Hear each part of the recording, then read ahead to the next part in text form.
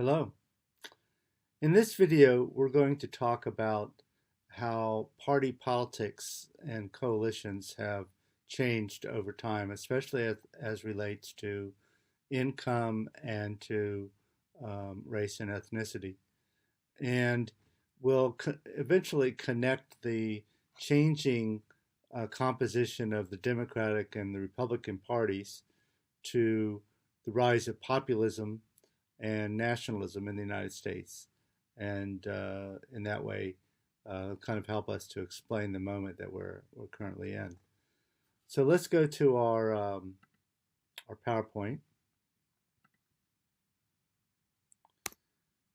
and the first thing that I want to do is a couple of cuts at how the Democratic Party coalition has changed over time. It's really quite a dramatic story. So if we go back to the pre-1960s, in the 40s and 50s, um, the the Democratic Party was split into Northern liberal and Southern uh, uh, wings, and Southern Democrats in the Congress were segregationists. There's just no other way to put it. They opposed civil rights, um, and um, this meant that it was very difficult for Democrats to gather the support of minority and black, especially black voters, and even Dwight Eisenhower, the Republicans were actually in the 50s more progressive on race issues than Democrats. But that changed with John Kennedy and especially Lyndon Johnson in the 1960s uh, as they responded to the civil rights movement. And that led to the Voting Rights Act, to the Civil Rights Act, um, and those the passage of those legislations under Democratic presidents and with Democratic majorities in the House and the Senate during the 60s. That cemented a bond between Democrats and especially black and other minority voters. The Over time, the power of Southern segregationists dwindled, although they some of those uh, senators and congresspersons remained around for quite a long time. So you can see here, this is a very interesting graphic that shows basically it takes the percentage who voted Democrat in each presidential election among minority voters, black, Latinos, and other minorities, and then it subtracts the percentage of whites voting for the Democratic candidate. And what you get then is a measure of the difference between minority and white votes for Democrats.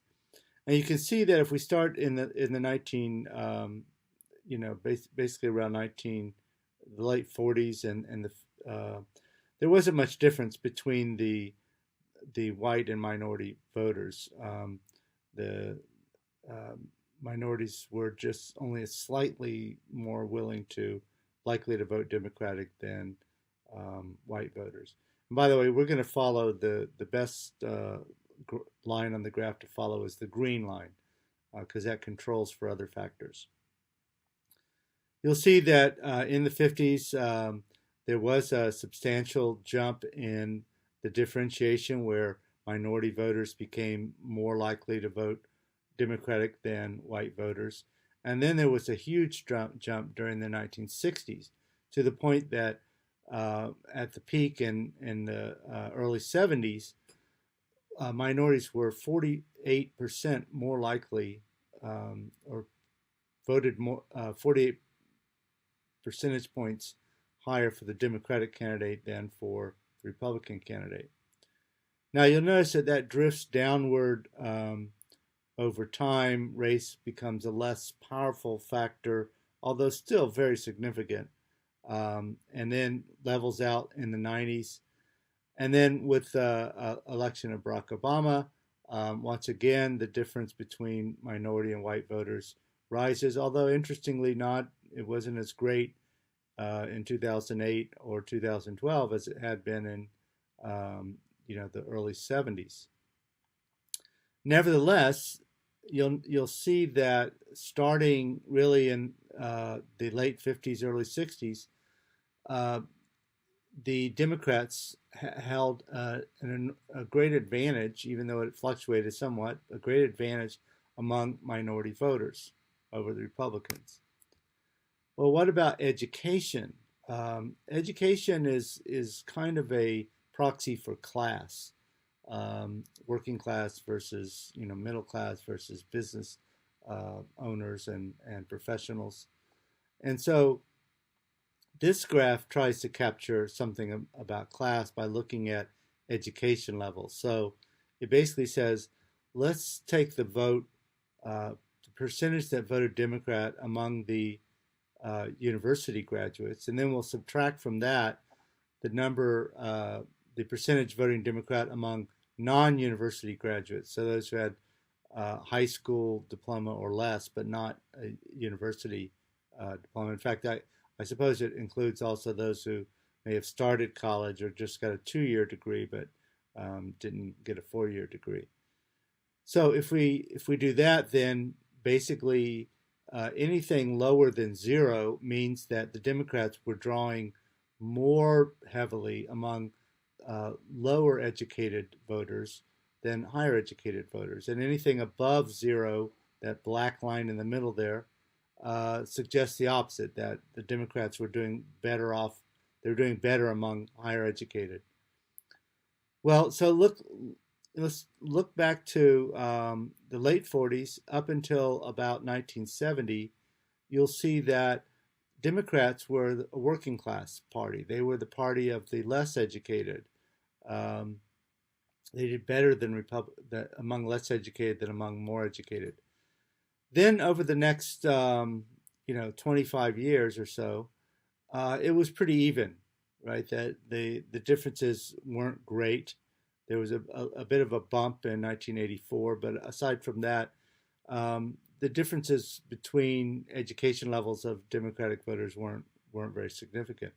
But notice what's happened in more recent years, especially since 2012 to 2016. You see that there's a huge jump in the advantage that Democrats have among those with college education compared to those with less than college education. So what's happened here? How do we interpret this? Basically, that Democrats have gone from being the party of the working class to the party of highly educated professionals and upper middle class. So two things happen then. First, the Democrats develop an advantage among minorities, and then secondly, they develop an advantage among the higher educated and lose ground among the less educated. Well, let's look here at income and how that affects into Democratic Party support. At the bottom, on the bottom axis, we're dividing the income. We're dividing income brackets. So D1 means the bottom 10% of income earners. D5 means those right at the middle of the income spectrum, and those D10 means the top 10% of income earners, right? And then they also break out the top 5% and the top 1%. And then on the vertical axis, it's the percentage that voted for the Democratic Party by income percentile. So those percentages on the left-hand side, that's the percentage that voted for the Democratic Party. Now, you'll notice that there's a lot of different colored lines here. Each color corresponds to a different election. So basically, you can pick a color, follow it as you follow it from one income bracket to the other. You can see how the vote was influenced by income. So let's start, at the top, on the far left-hand side. Uh, the Democrats that year did very well among the lowest income voters. Um, that's in the kind of, well, let's look at let's look at 1996. 1996 is a kind of teal or turquoise color, however you want to see it. So you'll notice there that if you look under the bottom 10% of voters, about over 70% voted Democratic. And then you'll see that that holds up through the third decile of voters, and then it starts to decline. Those in the middle voted less Democrat.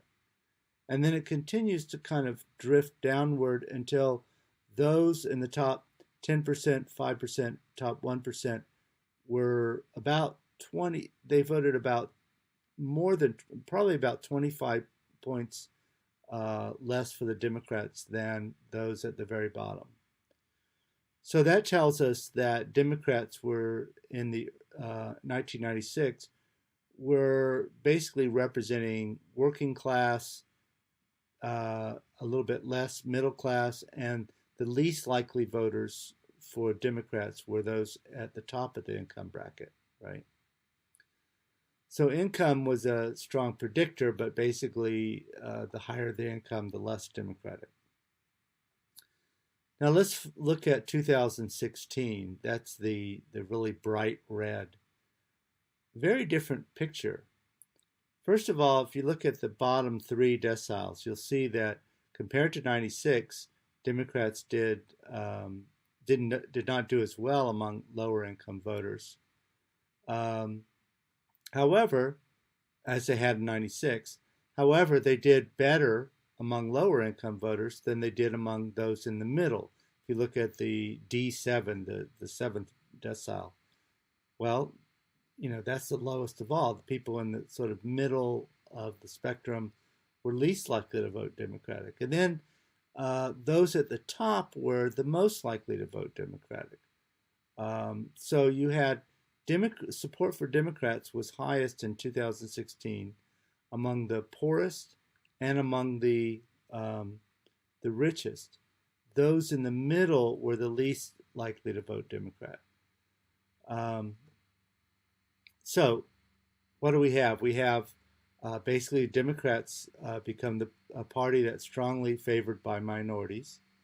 They become a party that is favored most by those with higher education levels and less by those at lower education levels. They also become the party of those at the bottom and at the very top, but not those in the middle. If you combine those, what you get is that the Democrats are the party of the minorities and the rich, and the white middle class have drifted into the Republican camp. The white middle class and working class, and so um, that sets up the foundations for the kind of populist politics that we've developed. Another way of thinking about this is that um, we know that, and we'll see this in some other slides in another presentation, we know that urban voters, whether they're black or white, are much more likely to vote Democratic than Republican. And we know that rural voters are much more likely to vote Republican. So if you put that into the equation, basically you have a coalition of urban wealthy whites and as well as minority professionals and minorities of whatever income bracket. So urban wealthy professional class and the minorities, including not only blacks but also Latinos, immigrants. And then the Republicans are predominantly white, rural, middle income, and less educated than Democratic voters. Now, um, if you look at theories of populism, populism is basically a movement that we see at various times in history in different countries, including the United States, at different points, which basically it's people in the middle, usually the dominant ethnic group, who perceive their status as declining, but who are still above those, they're above the minority ethnic groups, they're above immigrants, they're above um, less educated, but they're on their way down. They're losing status. And basically, they develop resentments against those at the top, especially at a time when income inequality is growing and those at the top are pulling away from everyone else.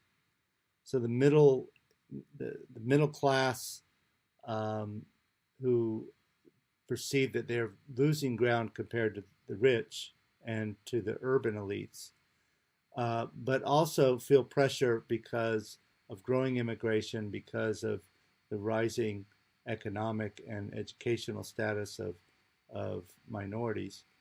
Um, that middle class, especially among in the dominant ethnic group, develops almost conspiracy theories that portrays themselves as the real people who are the mainstream of the society, who are getting squeezed between the wealthy and the poor, and who are losing status. And so populism often, revolves around, a resentment of plutocrats, of the wealthy, of political institutions that they think are unfair, and also against minorities, whom they resent, especially in cases where minorities are gaining ground. So the populism is targeting anger toward those above and those below, and populist politicians are those that are able to kind of channel that anger into a political movement or a political campaign. Nationalism is related to populism, especially in societies that are multicultural, because the dominant groups, um, they often express a high degree of patriotism, but they restrict their concept of who counts as part of the nation to their own ethnicity. Now, what that gives us an idea of, you know, what populism is. It helps us understand why um, uh, the Republican Party has embraced a kind of populism and nationalism under Donald Trump, but also the Democratic Party under Bernie Sanders. Bernie Sanders' movement is many of the same people are same types of people are basically both political parties have been challenged. The establishment has been challenged by populist movements among groups that perceive their status to have gone down over time. Now, what are some of the hallmarks of populism and power? When populist movements gain power, they centralize power with the executive, kind of a strongman figure. Um, they they support greater restrictions on the media and the press. They support an erosion of civil liberties. They often embrace a law and order kind of rhetoric. Um, there's an erosion in the quality of elections. The populists tend not to be as enamored of democratic, fair and free elections under democracies. And populism is since it's such a politics of conflict and anger, it tends to drive up voter turnout because the stakes seem so high among groups on both sides or multiple sides who feel themselves to be threatened. Um, this is a reference to a study of right-wing populism in Europe, which found that positional deprivation, in other words, one's income has not kept pace with the average incomes in the country, that folks in that situation are more likely to support radical right-wing populism. Um, the the support for a strong leader among populists comes from a perception that growing inequality is leading to a breakdown of social order and fairness, and so this strong leader is needed to kind of restore order to the way it should be, in quotes, um, and to challenge democratic values. Now, Adam Przeworski is a political scientist who's said that to survive democratic institutions, quote, must make even losing under democracy more attractive than a future under non-democratic outcomes, unquote. Which raises the question, given the polarization that we see today, um, if electoral trends pointed toward long-term Republican dominance, would Democrats support undemocratic measures to break a Republican monopoly? Or on the other hand, if electoral trends pointed toward a long Democratic dominance, would Republicans support undemocratic measures to break Democratic monopoly?